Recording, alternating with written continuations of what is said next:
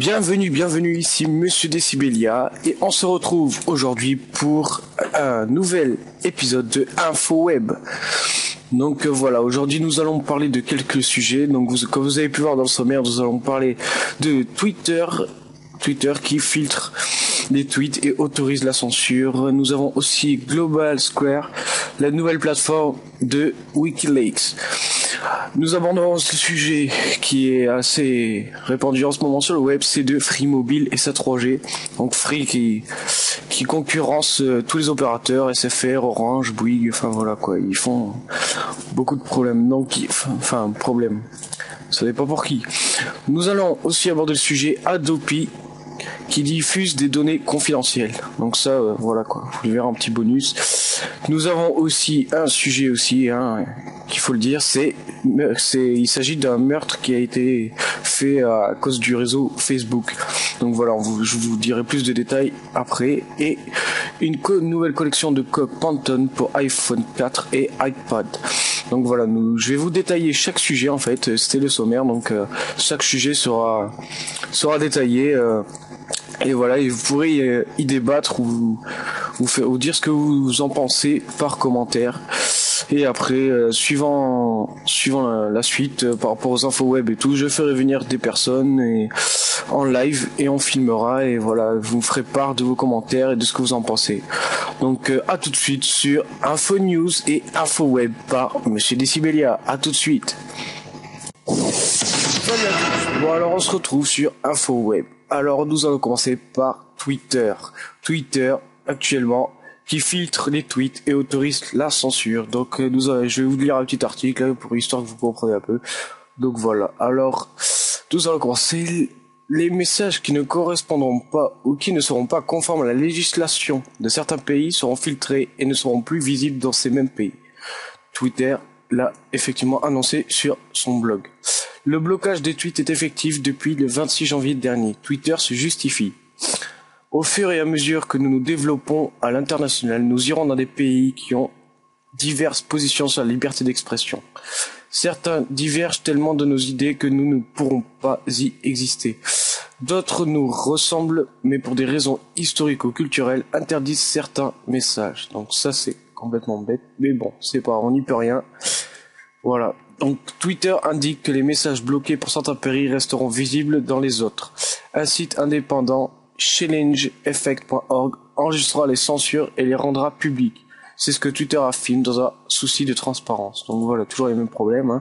Les réactions sont vives suite à cette annonce, et beaucoup voient déjà dans cette nouvelle forme de censure la possibilité pour les pays autoritaires qui n'aiment ni la critique du régime en place, ni la dénonciation de corruption, d'empêcher toute liberté d'expression.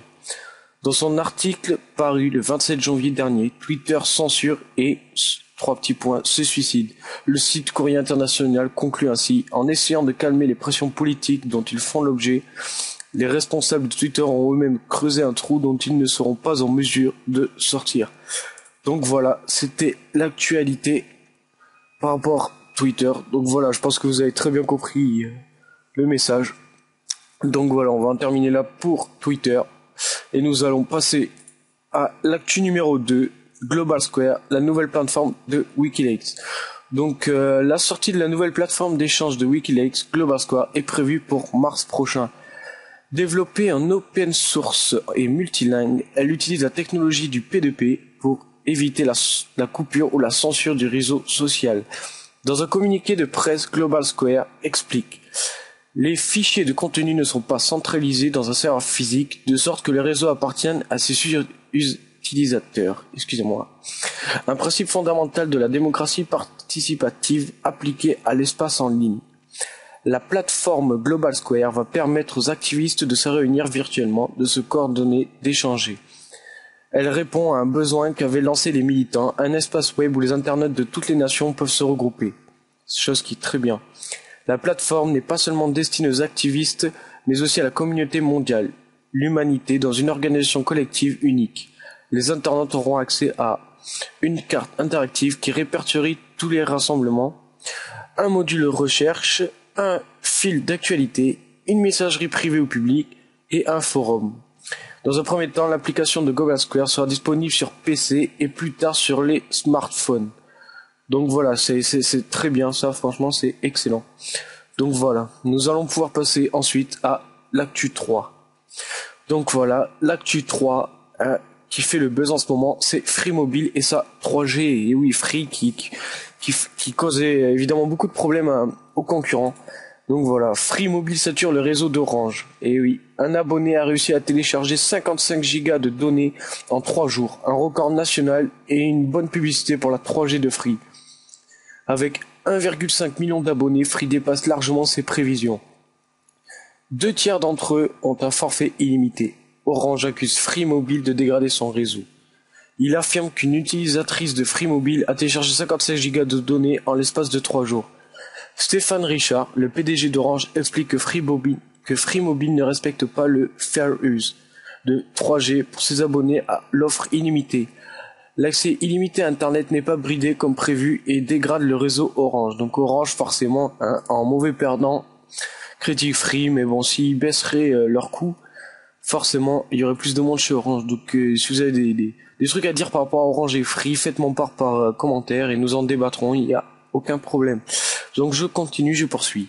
La montée en puissance du trafic de Free Mobile est très importante. Plus importante et plus rapide que ce qui avait été anticipé et annoncé par Free. Il est hors de question que les abonnés d'Orange subissent les conséquences de notre contrat avec Free, explique Stéphane Richard. Orange demande à Free de mieux gérer ses accès illimités à Internet au risque de devoir renégocier son contrat d'itinérance. Toute cette histoire profite à la technologie 3 utilisée par Free Mobile et prouve que l'Internet à haut débit sans fil fonctionne très bien. Donc voilà, moi perso, je vous conseille d'aller chez Free. Je pense que je vais faire la même parce que je suis à SFR depuis un bon bout de temps et ça me saoule énormément. Problème de connexion ici et là. J'ai testé la clé 3G plus SFR, c'est vraiment de la merde. Voilà, je veux pas polémiquer ou autre, mais voilà. Pour ceux qui l'ont testé, vous m'en faites part aussi par commentaire parce que la clé 3G plus SFR, c'est vraiment nul quoi. Enfin voilà, les 3/4 du temps, j'avais pas le 3G plus, donc voilà. Donc nous allons passer à l'actu 4, Adopi, voilà. Nous voici sur l'actu 4. Adopi diffuse des données confidentielles. Les ayants droit sont légèrement énervés suite à la parution lundi du rapport Znati sur le site internet de la Adopi. Avant sa mise en ligne, les informations confidentielles n'ont pas été censurées comme prévu. Le rapport de David Zinati, expert en informatique, éclaire sur les traitements automatiques de TMG chargés de collecter des adresses IP des internautes qui téléchargent illégalement, de repérer les œuvres protégées sur les réseaux P2P et de signaler les abus à la Adopi. Ce qui énerve les ayants droit est la publication de la version complète du rapport qui détaille les procédés utilisés par TMG. Donc forcément, si nous délivre des informations, on pourra contrer cette censure. Donc dans ces échanges de mails découverts par PC Impact, les ayants droit signalent que certains détails devraient rester confidentiels. Alors, il y a pages 11, 15 et 17, les données chiffrées relatives à la méthode de comparaison des empreintes et au découpage du fichier, durée et pourcentage utilisés pour reconnaître une œuvre. Nous avons aussi pages 13 et 14, les jours et les heures d'échange de flux de données. Donc voilà, c'est extrêmement détaillé. Page 16, 22 et 29, la taille du segment téléchargé. Ah oui. Page 16, la localisation du data center de TMG. Donc les ayants droit considèrent cette erreur de diffusion de la part de la Adopi comme une bourde majeure susceptible d'empêcher le fonctionnement des traitements de TMG, car on peut supposer que les réseaux P2P vont pouvoir développer des parades efficaces contre les traitements de TMG. Donc forcément, à mon avis, il doit y avoir des fuites. Forcément, tout le monde n'est pas forcément d'accord avec Adopi. Excusez-moi, petit bug. La Adopi s'excuse. Je viens en effet de constater que la version mise en ligne n'était pas la version modifiée. Il s'agit d'une erreur internet et je vous en présente toutes nos excuses. Les engagements avaient bel et bien été tenus et je regrette ce qui vient de se passer, écrit Eric Walter, le secrétaire général de l'Adopi. Donc oui, je pense qu'il devrait changer de métier, parce que franchement, créer des lois comme ça, c'est inadmissible.